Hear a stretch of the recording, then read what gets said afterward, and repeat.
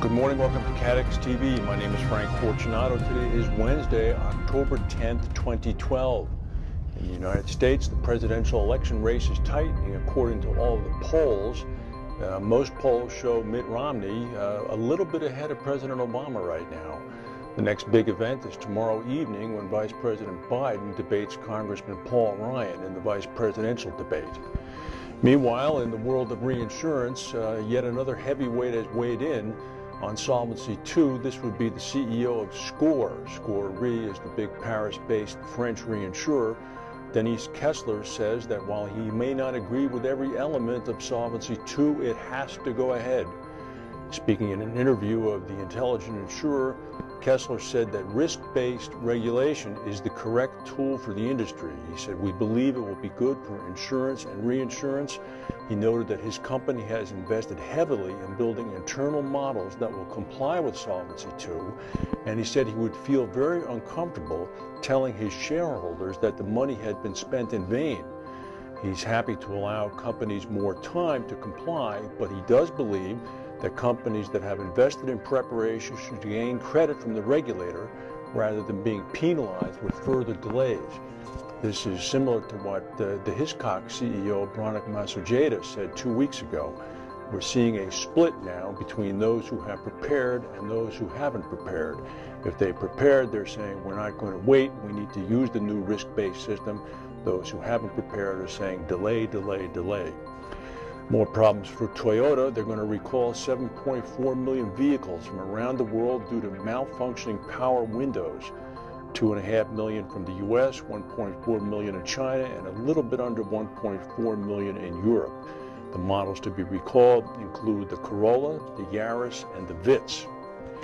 Chevron is out of options. They've lost a U.S. Supreme Court bid to block an $18 billion plus judgment against it in Ecuador in a case over pollution liability it inherited from Texaco when it purchased Texaco. The court didn't give any explanation for yesterday's decision, but it rejected Chevron's appeal of a lower court ruling. Oil companies have been watching the case closely because it may affect other cases accusing companies of polluting the areas in which they operate. Translation, Nigeria. We'll keep an eye on this one. EADS and British Air Aviation Systems, EADS is the parent company of Airbus, apparently will not extend their merger talks.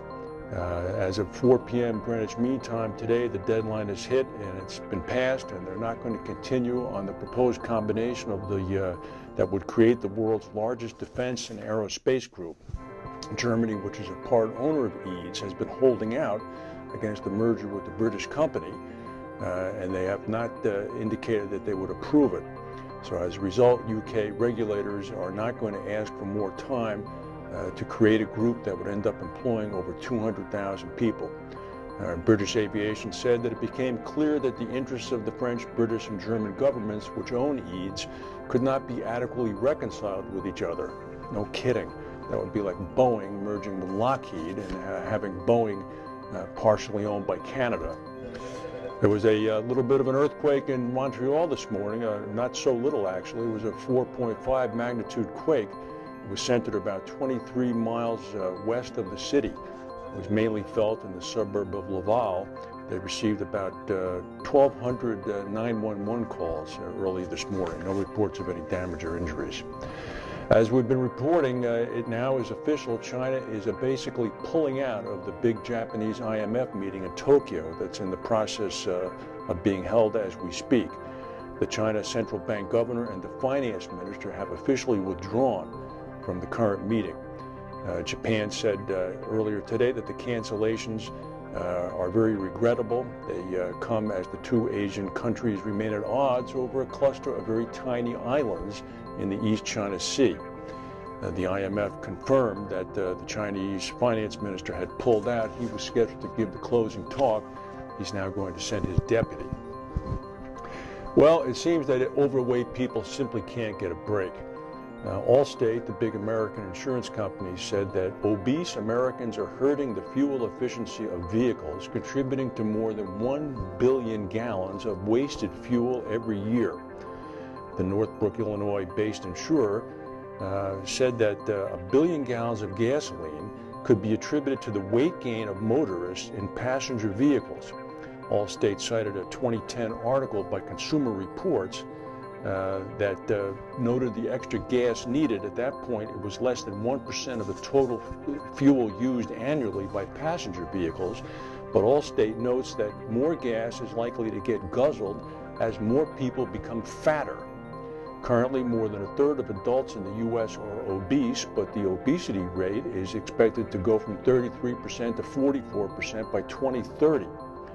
According to Allstate, Americans keep gaining weight and cars are losing it. It's a battle of seesaw effect because cars continue to become more mileage efficient, but those gains are, no pun intended, eaten up by the increasing size of American citizens. The airline industry has already documented how the overweight Americans are adding to their own expenses. In 2000, the industry said it used 350 more gallons of fuel than it did in 1990 just to haul the additional weight that Americans had gained in the decade.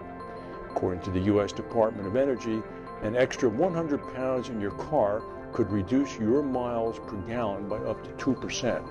So if you're 50 pounds overweight and your wife is 50 pounds overweight and each of your 4 children are 30 pounds overweight, that comes to 4%. It never ends. That's the news for today. If we have any breaking news, we'll come back and tell you. Thank you for watching, and we'll see you tomorrow.